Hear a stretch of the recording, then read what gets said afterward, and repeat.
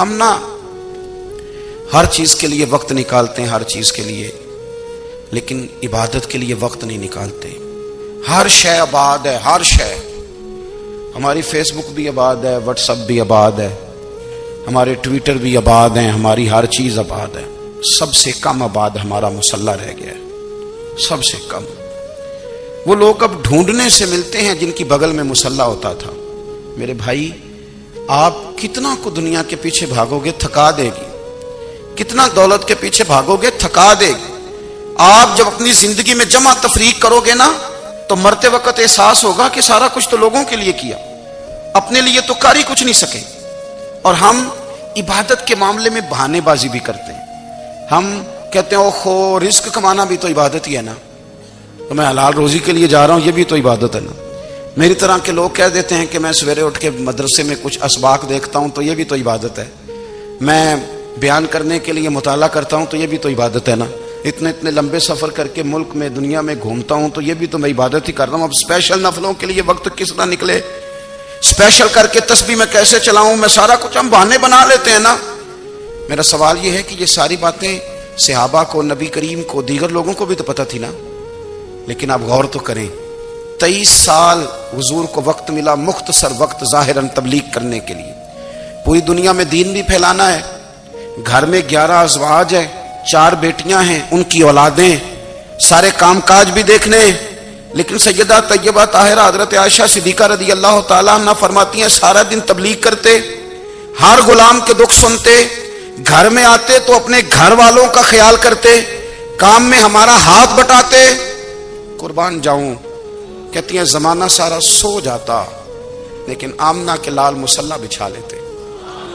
دنیا سو گئی، ساری سب سو گئے، جو خدام تھے، وہ جو غلام تھے، وہ سو گئے۔ صحیح مسلم نے لفظ ملیں گے، سیدہ پاک فرماتی ہیں او میرے نبی کے غلاموں، میں نے یہ رنگ بھی دیکھا ہے کہ حضور نے اتنا کھڑے رہے، اتنا قیام کیا، اتنا قیام کیا کہ مقدس پیروں میں ورم آ گئے، سوج گئے پیر، اتنے بڑے۔ دل پہ ہاتھ رکھ کے نہیں بتا سکتا کہ میرے کبھی نماز میں پیر سوج گئے، کوئی نہیں بتا سکتا۔ بچوں کی روٹی کماتے تھک گئے، بات الگ ہے، ہم سیر کرنے گئے تو تھک گئے، بات الگ ہے، لیکن عبادت میں یہ بھی تو مسلم شریف ہے نا، یہ بھی تو دین ہے نا، یہ بھی تو حضور کی سنت ہے، یہ بھی تو وہ چیز ہے جو کریم کی آنکھوں کی ٹھنڈک ہے۔ سیدہ فرماتی ہیں پیروں میں ورم آ گئے، اور ساری رات ہی حضور نے نماز پڑھی اور ایک ہی آیت بار بار دہرائی۔ مسجد نبوی میں بلال حبشی نے فجر کی اذان دے دی اور حضور ابھی مصلی پہ تھے، کریم فارغ ہوئے۔ میں نے عرض کی یا رسول اللہ صلی اللہ علیہ وسلم، آپ کے تو صدقے اللہ اگلے پچھلوں کے گناہ معاف کرے گا، تو آپ اتنی آہوزاری کیوں فرماتے ہیں؟ آپ تو شفیع ہیں، آپ تو انبیاء کے امام ہیں۔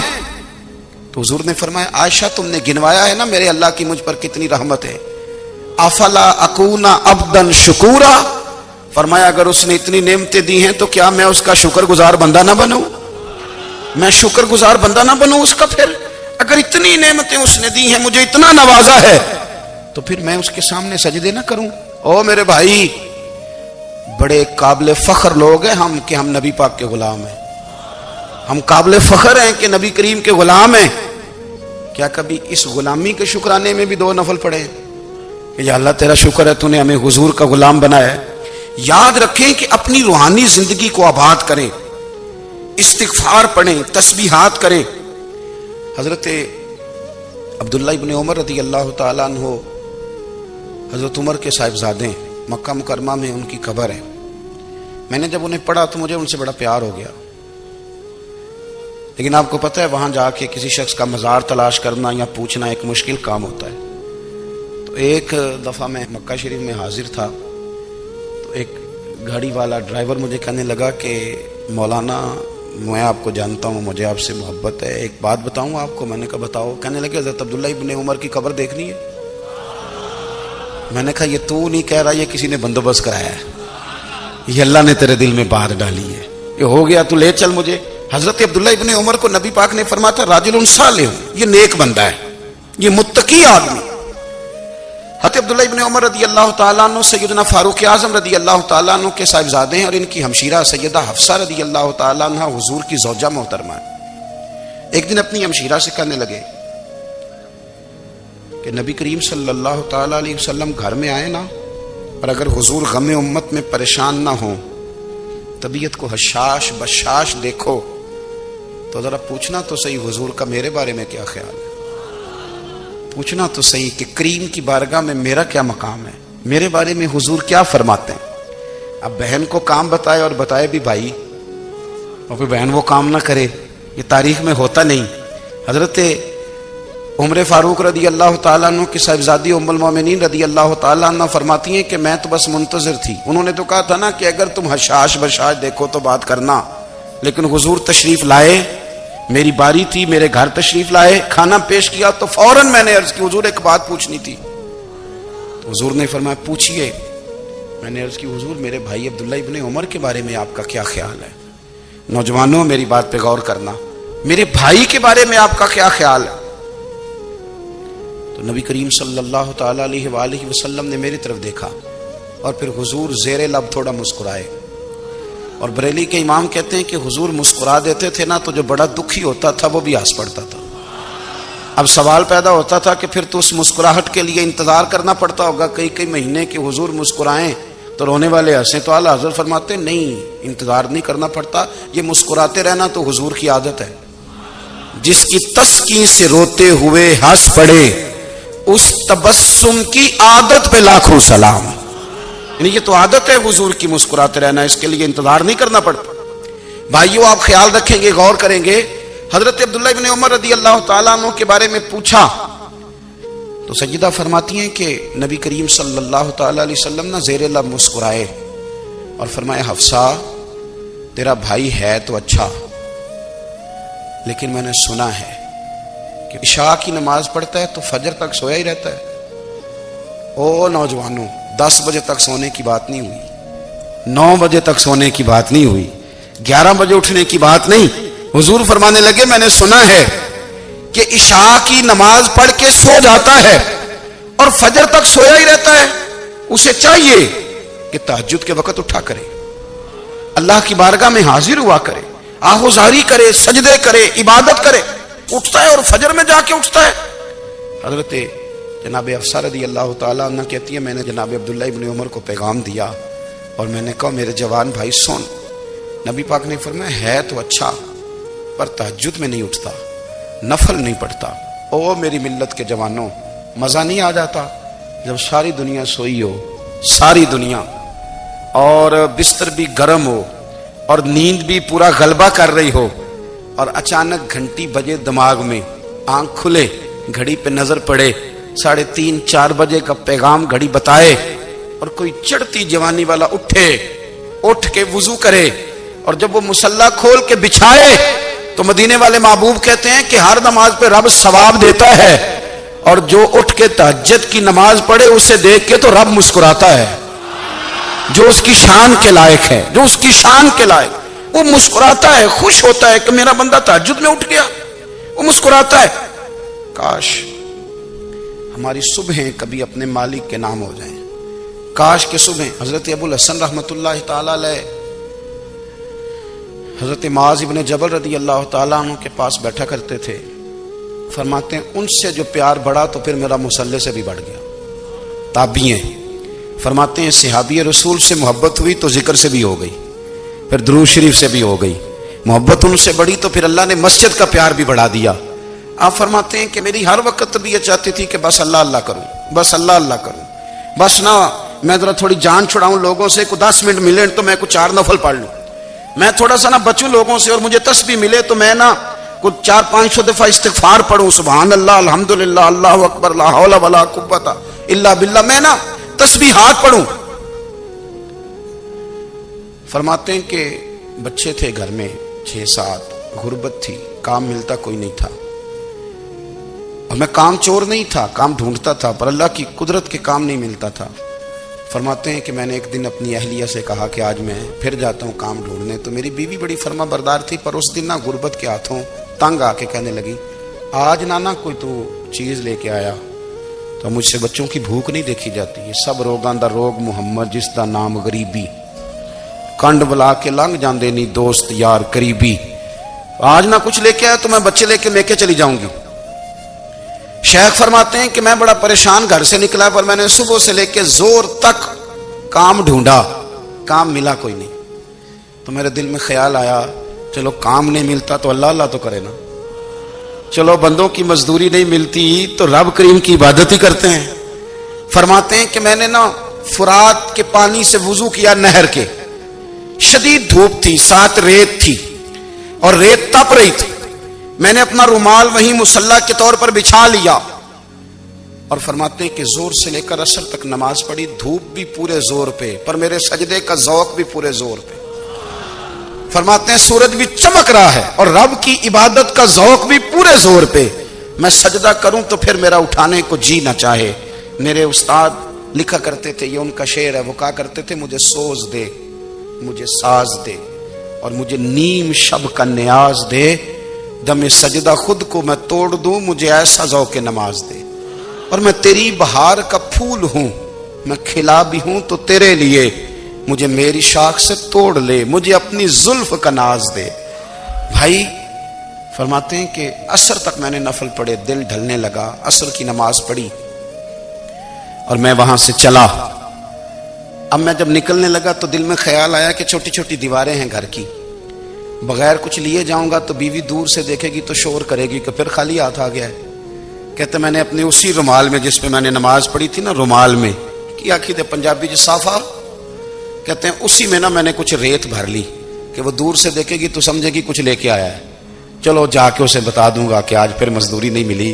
کہتے ہیں وہ ریت لے کر جب میں گھر میں گیا تو پہلے بیوی دروازے پہ کھڑی ہوتی تھی, پوچھتی تھی خالی ہاتھ آ گئے ہو؟ آج میں نے دیکھا تو ہے ہی کوئی نہیں. فرماتے ہیں میں اندر داخل ہوا, سلام لیے, کونے میں نے وہ رومال رکھ دیا اور میں نے آواز دی کہ بھلی مانس کہاں ہو؟ تو وہ کہنے لگی آپ منہ ہاتھ دھو لیں, میں روٹی لے کے آئی. میں نے کہا روٹی کہاں سے آ گئی؟ یہاں تو کئی دنوں کے فاقے, تو کئی دنوں کی غربت ہے, یہاں تو اس گھر میں تو فقیری ہے. فرماتے ہیں کہ وہ روٹی لے کے آئی اور اس وقت کی جو موجودہ نعمتیں تھیں, سمجھ لیں سلاد, اچار, ہر چیز ساتھ لائی. میں نے کہا کہ بچے کہاں گئے؟ کہنے لگی وہ کھانا کھا کے کھیلنے گئے, آپ کھانا کھا لیں آ جاتے. کھانا اس نے چن دیا. میں نے حیرت انگیز لہجے میں ساری نعمتیں اپنے دسترخوان پہ دیکھ کر کے بیوی سے پوچھا یہ کہاں سے آیا کھانا؟ بچوں کو تو نے کہاں سے کھانا کھلایا؟ یہ سارا کچھ کیسا ہے؟ تو کہنے لگی پتہ نہیں آج آپ کس کریم کی مزدوری کرنے چلے گئے تھے, پتہ نہیں کس کریم کی. میرے گھر میں تو اتنی نعمتیں آئی ہیں کہ مجھ سے سنبھالی نہیں جا رہی. اتنا اناج ہے, اتنا گندم ہے, کس کریم کے دروازے آج چلے گئے تھے؟ یہ کہتے کہتے وہ اٹھی اور اٹھ کر کے کہنے لگی پہلے بڑا کچھ آیا تھا, اب کیا لے آئے ہو؟ اور جا کر کے نا اس نے وہ ریت والا رومال کھولا. کہنے لگے میں تو لے کے آیا تھا ریت, تو میرے رب نے اسے بھی سونے اور ہیرے بنا دیا تھا. جب آپ کی توجہ اللہ کی جانب, میرے نبی پاک صلی اللہ تعالی علیہ وسلم نے فرمایا ہر چیز اپنے رب سے مانگ, ہر چیز مانگ, ہر چیز مانگ. یا رسول اللہ کیا کچھ؟ میرے محبوب نے فرمایا تیرے گھر میں نمک بھی ختم ہو جائے تو وہ بھی اپنے رب سے مانگا کر. تو مانگنا, وہ تجھے دے گا, تو اس کی بارگاہ میں کشکول طلب دراز تو کرنا. اور ترمذی شریف میں عجیب لفظ ہے, رسول کائنات نے فرمایا, رب کریم فرماتا ہے جب میرا بندہ ہاتھ اٹھاتا ہے نا تو مجھے حیا آتی ہے کہ میں خالی کیسے لوٹا دوں اس کے. اتنے بڑے بادشاہ کی بارگاہ میں. او بھائی, لوگوں سے عزتیں تلاش کرتے ہو تو وہ کیا تمہیں عزت دیں گے؟ وہ تو کل اچھا کہتے ہیں پرسوں برا کہنے لگ جاتے ہیں. لوگوں کے سامنے گڈ بک میں آنا چاہو گے تو وہ تو سویرے تمہارے بارے میں کچھ کہیں گے, شام کچھ اور کہیں گے. اپنی روحانی زندگی آباد کریں, اپنے مصلے کو وقت دیں اور دنیا سے چھپ کر اس موبائل کو بند کر کے اور اپنے آپ سے بھی چھپ کے اور تنہا ہو کے چھپا کے سارا کچھ اپنے آنسو اپنے رب کی بارگاہ میں پیش کریں, اس کے حضور حاضری دیں. سنو نا ترمذی کی حدیث اور اسے یاد رکھنا. نبی پاک علیہ السلام نے فرمایا اپنے دکھ لوگوں کے سامنے نہ بیان کرنا, سیٹھوں نوابوں کو نہ بتاتے پھرنا, دنیا داروں کے سامنے جا کے نہ رونا کہ میں تکلیف میں ہوں. پر میں اگر دنیا داروں کو دکھ بتاؤ گے رب تمہیں کبھی غنی نہیں کرے گا. اور لوگ ہیں کہ الٹا مذاق اڑائیں گے. آپ کی جس سے بڑی پکی یاری ہے نا, پکی, وہ تب تک پکی ہے جب تک آپ نے 50,000 مانگا نہیں. اور جس وقت آپ نے کہہ دیا کہ میں مجبور ہوں میری مدد کر، تو پھر ختم ہو گئی دوستی۔ لوگوں کے تعلقات آپ کے ساتھ تب تک ہیں جب تک آپ ان سے کوئی ضرورت وابستہ نہیں کرتے۔ کریم محبوب فرمانے لگے بندوں کے سامنے دکھ نہ بیان کرنا، اللہ تجھے کبھی غنی نہیں کرے گا۔ تو اپنے دکھ اپنے رب کو بتا، تو دعائیں مانگ، تو اس کی بارگاہ میں حاضر ہو، تو اس کے حضور عرض کر۔ فرمایا اپنے دکھ اپنے رب کو بتا، وہ جلدی کرے یا دیر سے کرے تجھے ساری دنیا سے بے نیاز کر دے گا، تجھے کسی کا محتاج نہیں رہنے دے گا۔ اپنے مسلح کو، اپنی دعاؤں، ایک بزرگ فرماتے ہیں میں نے دعا مانگنے کا طریقہ اپنی بیوی سے سیکھا ہے۔ دعا مانگنے کا طریقہ اپنی، سیکھنے والے تو اپنے بچوں سے بھی سیکھ لیتے ہیں، سیکھنے والے تو ہر ایک سے سیکھتے ہیں۔